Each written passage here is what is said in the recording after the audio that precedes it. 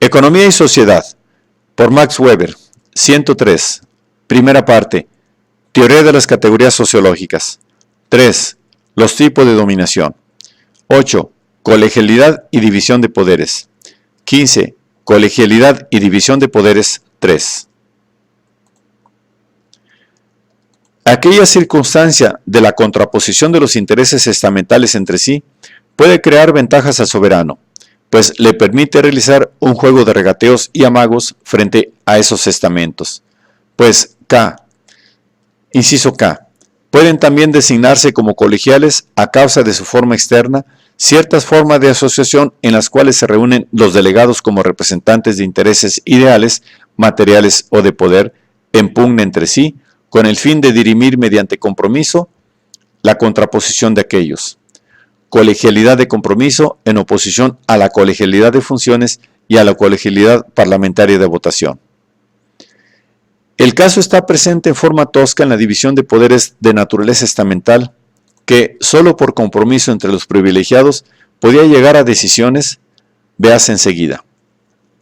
En su forma racionalizada, es posible por selección de los delegados a tener de su posición estamental o de clase, ver capítulo 4, o según la oposición actual de intereses.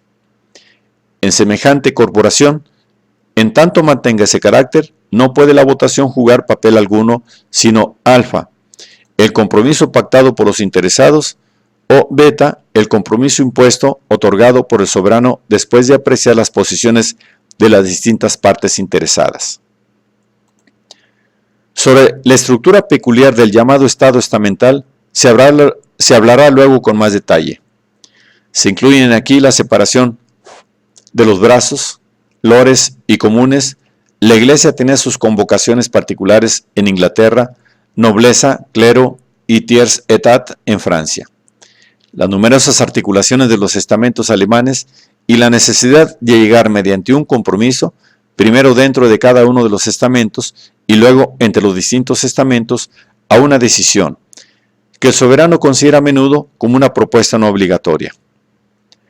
A la teoría, de nuevo muy moderna, de la representación profesional, párrafo 22, hay que reprocharle el que la mayoría de las veces no se dé cuenta de que los medios adecuados son compromisos y no decisiones por mayoría de votos.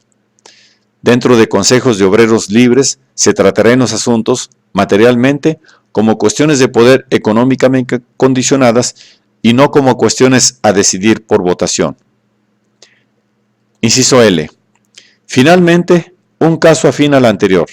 Hay colegialidad de votación en los casos en que varias asociaciones hasta entonces autocéfalas y autónomas se agrupan en una nueva asociación y consiguen un derecho, graduado de alguna manera, a influir en las decisiones mediante apropiación de votos en favor de sus dirigentes o delegados. Colegialidad de fusión. Ejemplos. La representación de las filias, fratrias y estirpes en las magistraturas consultivas de la antigüedad. La asociación de linajes medieval en la época de los cónsules. Las mercadanzas de los gremios.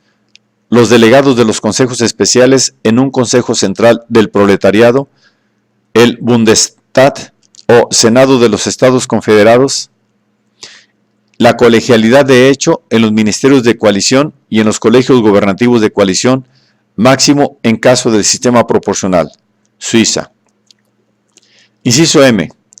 Un carácter especial tiene la colegialidad de votación de los representantes parlamentarios elegidos, de que trataremos después en particular, pues descansa bien en alfa, liderazgo, y entonces es séquito, o beta, en una conducción de los asuntos en forma de un colegio de partidos, y entonces es parlamentarismo sin líderes. Para la comprensión de esto, es necesaria la consideración previa de los partidos. Párrafo 18.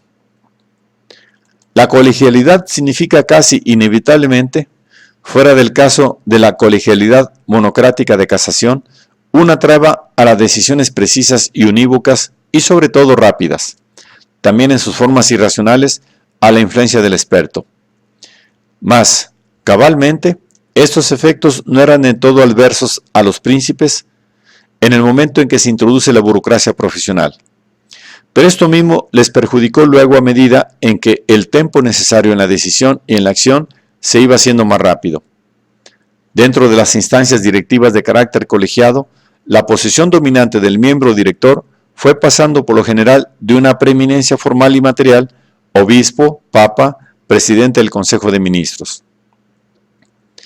El interés por revivir la colegialidad de dirección brota la mayor parte de las veces de la necesidad de debilitar al soberano como tal. Y luego de la desconfianza y el resentimiento contra la dirección monocrática, si bien menos por parte de los dominados, que la mayoría de las veces anhelan un caudillo, que por parte de los miembros del cuadro administrativo. Cosa que se aplica no solo a las capas sociales que se encuentran en una situación de privilegio negativo, sino sobre todo a aquellas otras que están precisamente en una situación de privilegio positivo. La colegialidad no es en absoluto nada específicamente democrático.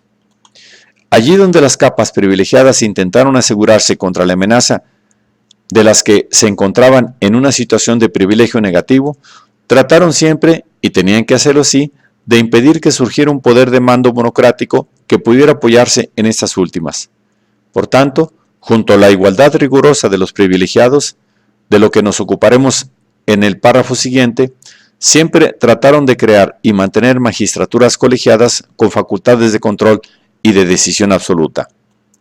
Tipos: Esparta, Venecia, el Senado romano antes de los Gracos y el de la época de Sila, Inglaterra repetidamente a lo largo del siglo XVIII, Berna y otros cantones suizos, las ciudades de patricios de la Edad Media con su consulado colegiado, las mercadanza que comprendían a los comerciantes pero no a los gremios de trabajadores. Esos últimos fueron presa muy fácilmente de nobili y signori. La colegialidad proporciona a la administración una mayor solidez en sus consideraciones, y allí donde, aún hoy, se prefiere esa solidez a la precisión y rapidez, se suele recurrir a la colegialidad, aunque también cuentan los otros motivos citados. De todos modos, la colegialidad divide la responsabilidad y en caso de cuerpos de gran dimensión la disuelve por completo, mientras que la monocracia la fija de un modo claro e indudable.